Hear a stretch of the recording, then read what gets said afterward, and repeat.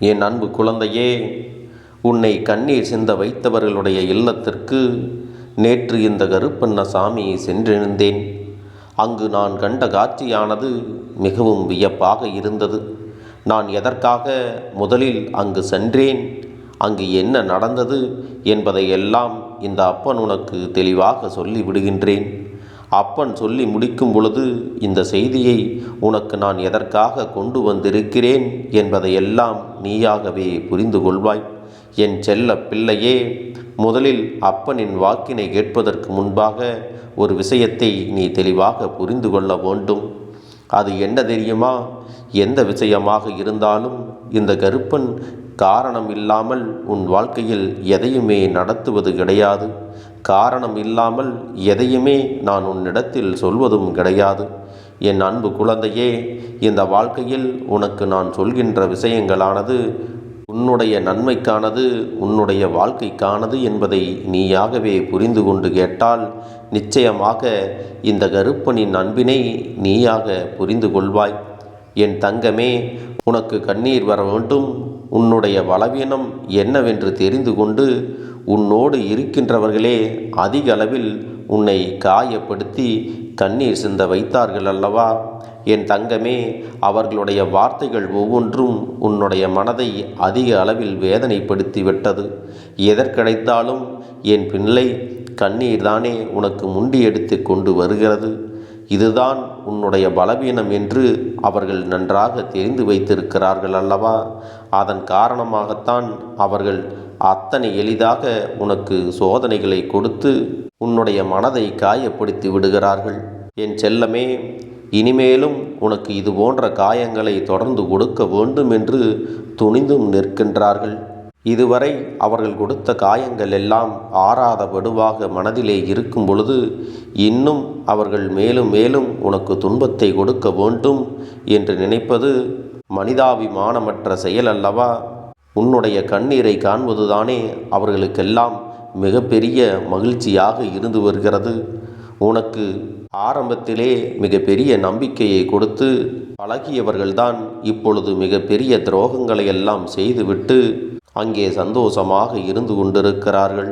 என் தங்கமே, அவர்கள் உன்னிடத்தில் இருக்கும் பொழுது ஒரு பேச்சும், உன்னை பற்றி மற்றவர்களிடத்தில் பேசும் பொழுது வேறொரு பேச்சுமாகத்தான் இவர்களின் நடவடிக்கைகள் எல்லாம் இருந்து கொண்டிருக்கிறது.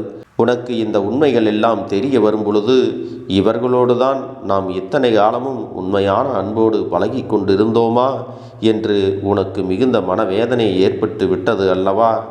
என் பிள்ளையினுடைய கண்ணீருக்கு பாதி காரணம் தன்னுடைய முட்டாள்தனத்தை நினைத்துதான். இவ்வளவு நாளும் நம்மோடு இருந்து கொண்டு இப்படி ஒரு துரோகத்தை செய்திருக்கிறார்கள். ஆனால் இதை கூட தெரிந்து கொள்ள முடியாமல் புரிந்து கொள்ள முடியாத ஒரு முட்டாளாக இருந்து விட்டோமே என்றுதான் நீ கண்ணீர் வடிக்கிறாய் அல்லவா? என் அன்பு பிள்ளையே, நீ வெள்ளந்தி மனிதனை கொண்டிருக்கின்றாய். மற்றவர்கள் எப்படிப்பட்டவர்கள், என்ன நோக்கத்தோடு பேசுகிறார்கள், யார் நல்லவர்கள் கெட்டவர்கள் என்பதையெல்லாம் உடனே உன்னால் புரிந்து கொள்ள முடியவில்லை. யாராவது உன்னிடத்திலே நல்ல வார்த்தைகள் பேசிவிட்டால் உடனே அவர்களை எல்லாம் நம்பி விடுகின்றாய். அது மட்டுமல்ல, உன்னிடத்தில் இருக்கின்ற சில விஷயங்களை எல்லாம் அவர்களிடத்திலே பகிர்ந்து கொண்டு உன்னுடைய குறைகளை சொல்வதற்கு ஒரு ஆள் கிடைத்து விட்டார்கள் என்று நம்பியும் விடுகின்றாய். அதன் காரணமாகத்தான் இப்பொழுது நீ எத்தனை பிரச்சனைகளை எல்லாம் அனுபவித்து கொண்டிருக்கிறாய். இத்தனை பிரச்சனைகள் இருக்கும் பொழுதும் உனக்கு இந்த கருப்பன் ஒரு தீர்வினை கொடுக்க வேண்டுமல்லவா? அதனை எண்ணிக்கொண்டுதான் நீ என்னை தேடி வரும்போதெல்லாம் இதுவரை நான் உனக்கு ஆறுதலை சொல்லி கொண்டிருந்தேன். இவர்களினுடைய நடவடிக்கைகள் எல்லை மீறி சென்று விட்டதனால்தான் அவர்களுடைய இல்லத்திற்கே நான் நேரடியாக சென்று விட்டேன். ஒருவரை ஒரு முறை தெரியாமல் காயப்படுத்திவிட்டால் மன்னித்து விடலாம். ஆனால் ஒவ்வொரு முறையும் இதே தவறினை மீண்டும் மீண்டும் செய்யும் பொழுது அவர்களை மன்னிக்க கூடாது அல்லவா? அவர்களுக்கான தண்டனையை கிடைக்கும் அல்லவா? இதையெல்லாம் அவர்களிடத்தில் சொல்லிவிட்டு ஒரு எச்சரிக்கையை கொடுத்துவிட்டு வரலாம் என்றுதான் உன் அப்பன் அங்கு சென்றிருந்தேன். ஆனால் என் குழந்தையே, அங்கு நான் கண்ட காட்சியானது வேறு விதமாகத்தான் இருந்தது. அதை உன்னிடத்தில் சொல்லிவிட வேண்டும் என்றுதான் உன் அப்பன் இப்போது வந்திருக்கின்றேன். என் பிள்ளையே, அடுத்தவர்கள் வாழ்க்கையில் கெடுதல் செய்தால் என்ன நடக்கும் என்பது அவர்களுக்கு புரிந்துவிட்டது. ஏன் தெரியுமா? நான் அங்கு சென்றபோது அவர்கள் குடும்பமாக பேசிக்கொண்டிருந்தார்கள். அவர்கள் சொன்ன விஷயங்கள் என்ன தெரியுமா? நாம் மற்றவர்களுக்கு கெடுதல் செய்தால் பல மடங்கு அதுவே நமக்கு திரும்ப வரும் என்பதை உணராமல் இப்பொழுது புதிய பிரச்சனைகளில் சிக்கிக்கொண்டிருக்கிறோம். நாம் செய்த சில விஷயங்கள்தான் இன்று நமக்கே தீவினையாக வந்திருக்கிறது. மற்றவர்கள் கண்ணீர் சிந்துவதை பார்த்து சந்தோஷப்பட்டதோடு மட்டுமல்லாமல் காயப்படுத்தி கொண்டே இருந்ததற்கு இப்பொழுது நம்முடைய வாழ்க்கையிலும் இதே ஒரு நிலைமை வந்துவிட்டது. பார்த்தீர்களா? என்ன இருந்தாலும் உன்னுடைய வாழ்க்கையில் இதையெல்லாம் செய்திருக்க கூடாது என்று அவர்களாகவே இதையெல்லாம் பேசிக்கொண்டிருக்கிறார்கள். தனக்கு வந்த கஷ்டங்களை எண்ணியும் அங்கே மனவேதனை பட்டு கொண்டிருக்கிறார்கள். அது மட்டுமல்லாமல் எதுவும் அறியாமல் நம் மீது உண்மையான அன்பை செலுத்திய ஒருவருக்கு நாம் செய்த துரோகம்தான் நமக்கு நிச்சயமாக தண்டனையாக இது கிடைத்திருக்கிறது. நாம் செய்த பாவத்திற்கான பலனைத்தான் இப்போது அனுபவித்து கொண்டிருக்கிறோம். இனிமேலும் இது போன்ற தவறுகளை எல்லாம் ஒருபொழுதும் செய்துவிடக்கூடாது. தெய்வம் என்ற ஒன்று இருக்கிறது. தெய்வம்தான் நம் வாழ்க்கையில் நமக்கான இப்படிப்பட்ட ஒரு தண்டனையை கொடுத்திருக்கிறது. இதையெல்லாம் நாம் இப்படி அனுபவித்து கொண்டிருக்கிறோம். தினம் தினம் கண்ணீர் வடித்து கொண்டிருக்கிறோம். இந்த பாவத்தை நாம் எங்கே சென்று கழிப்பது என்று அவர்கள் பேசி கொண்டிருக்கிறார்கள். என் தங்கமே, அது மட்டுமல்ல, உனக்கு அவர்கள் செய்த துரோகத்திற்கு உன்னிடத்தில் மன்னிப்பினை கேட்க வேண்டும் என்றும் அங்கே பேசிக்கொண்டிருக்கிறார்கள்.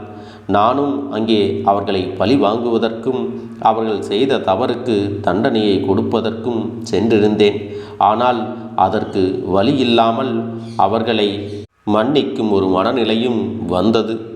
என் செல்லமே, அவர்களின் மனதிற்குள் மிகப்பெரிய ஒரு விருப்பத்தை கொண்டு வந்து விட்டார்கள். அது என்ன தெரியுமா? அவர்கள் செய்தது எத்தனை பெரிய தவறு என்பதை புரிந்து கொள்ள தொடங்கிவிட்டார்கள். இதற்கு மேலும் நாம் எந்த ஒரு தவறுகளும் செய்துவிடக்கூடாது. அப்படி செய்தோமானால் தெய்வம் நம்மை ஒருபோதும் விட்டுவிடாது என்பதை அவர்களாகவே புரிந்து கொள்ள தொடங்கிவிட்டார்கள். எல்லா தவறுகளையும் யாரோ செய்திருக்கும் பட்சத்தில் அவர்களை பழிவாங்கி இருந்தால் கூட பரவாயில்லை. நம்மீதே தவறு இருக்கும்போது அதை நாம் தானே திருத்தி கொள்ள வேண்டும். அது மட்டுமல்ல, நம்மீது உண்மையான அன்பும் பாசமும் வைத்திருக்கின்ற நம்மை நம்பிக்கொண்டிருப்பவர்களுக்கு எத்தனை பெரிய துரோகத்தை இப்படி யோசிக்காமல் செய்து விட்டோமே என்று எண்ணிக்கொண்டு அவர்கள் அங்கே கண்ணீர் வடித்து கொண்டிருக்கிறார்கள். என் தங்கமே, இந்த கண்ணீர் உண்மையானதா அல்லது இதுவும் தெய்வத்தை ஏமாற்றுவதற்கு இவர்கள் போடுகின்ற நாடகமா என்ற சந்தேகமும் எனக்கு வந்தது. அப்பன் அதையும் நன்றாக சோதித்து பார்த்து விட்டேன். என் பிள்ளையே, எல்லா சோதனைகளையும் நான் செய்து முடித்து விட்ட பிறகுதான் அவர்கள் இந்த உண்மையெல்லாம் உணர்ந்ததும் தன்னுடைய தவறுகளை திருத்திக் கொள்ள நினைப்பதும் நான் புரிந்து கொண்டேன். என் செல்லமே, வாழ்க்கையில் எல்லோருக்கும் திருந்துவதற்கான ஒரு காலகட்டம் இருக்கும். அப்போதும் அவர்கள் எல்லாம் திருந்தவில்லை என்றால் அவர்கள் வாழ்நாள் முடியும் வரை இந்த பாவத்தை எல்லாம் சுமந்து கொண்டேதான் இருப்பார்கள். இதில் எந்த ஒரு மாற்று கருத்தும் கிடையாது. தான் தவறுகள் செய்வது இயல்புதான். மனிதர்கள் எல்லோரும் ஏதாவது ஒரு சூழ்நிலையில் தவறுகளை இயல்பாக செய்து விடுவார்கள்.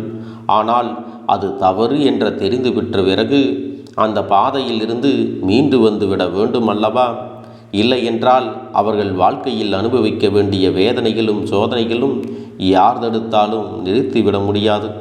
எத்தனை தெய்வங்களை வணங்கினாலும் அதுவெல்லாம் மனதிற்குள்ளே கஷ்டங்களை கொடுத்து கொண்டுதான் இருக்கும். என் பிள்ளையே, அவர்கள் உன் வாழ்க்கையில் உனக்கு நல்லதை செய்ய வேண்டும் என்று நினைக்காவிட்டாலும் கூட உன்னிடத்தில் மன்னிப்பினையாவது கேட்டுவிட வேண்டும் என்றுதான் நினைக்கிறார்கள். அதற்கான கால சூழ்நிலைகளை எல்லாம் நானே உருவாக்கி கொடுக்க போகிறேன். என் பிள்ளையே, உன்னுடைய மனதில் என்ன இருக்கின்றது? உன்னால் இதையெல்லாம் நம்ப முடிகிறதா இல்லையா? உனக்கே ஒரு குழப்பமாக இருக்கிறது அல்லவா? என் செல்லமே, அடுத்தவர்களின் வார்த்தைகளுக்கு நீ எப்பொழுதும் உன்னுடைய மனதில் மிகப்பெரிய பாதிப்பினை ஏற்படுத்தி கொள்ளாதே. தீயவர்கள் பேசுகின்ற வார்த்தைகளும் அவர்கள் விடுகின்ற சாபங்களும் அவர்கள் சொல்கின்ற கடுமையான சொற்களும் அவர்களைத்தான் அதிகமாக பாதிக்குமே தவிர உன்னை அது ஒன்றும் செய்துவிட முடியாது. ஏனென்றால் தீய எண்ணங்கள் மனதில் இருப்பதால் தான் அப்படிப்பட்ட வார்த்தைகளை எல்லாம் பேச முடிகிறது. அப்படியென்றால் எண்ணங்கள் ஒருவருக்கு எப்படி இருக்கிறதோ அப்படிதான் அவர்களுடைய வாழ்க்கையும் அமையும். நல்ல எண்ணங்களை இவர்கள் மனதிற்குள் கொண்டு வராத வரை அவர்களுக்கு தீயது மட்டுமே நடக்கும். அவர்கள் மனதிற்குள்ளே இதையெல்லாம் குற்ற உணர்ச்சியாக நினைத்து புழுங்கிக் கொண்டு வேதனைகளை அனுபவிக்கத்தான் போகிறார்கள். என் அன்பு குழந்தையே, தான் செய்தது தவறு என்று தெரிந்துவிட்ட பிறகும் யார் ஒருவர் தெய்வம் கொடுக்கின்ற வாய்ப்புகளை எல்லாம் சரியாக பயன்படுத்தி கொள்ளாமல் மேலும் மேலும் தவறுகளை செய்கின்றார்களோ அவர்கள் காலம் முழுவதும் வாழ்க்கையில் நிம்மதி ஏற்படாமல் அவர்களுடைய வாழ்க்கையில் மோட்சத்தை அடையாமல் தான் இருப்பார்கள் என்பதை நீயாகவே உணர்ந்து கொள். என் பிள்ளையே, உனக்கு நல்ல நேரம் ஆரம்பித்து கொண்டிருக்கிறது. இனி உனக்கான சூழ்நிலைகள் எல்லாம் நல்லதை மட்டுமே ஏற்படுத்தி கொடுக்கும். நீ எதற்காகவும் வருந்தி நிற்காதே. தவறு செய்தவர்கள் உன் காலில் விழுந்து மண்டியிடப் போகின்ற நேரம் வந்துவிட்டது. என் அன்பு குழந்தைக்கு இந்த கருப்பண்ணசாமியின் ஆசீர்வாதங்களும் அன்பும் துணையும் என்றென்றைக்கும் முழுமையாக கிடைத்து கொண்டே இருக்கும்.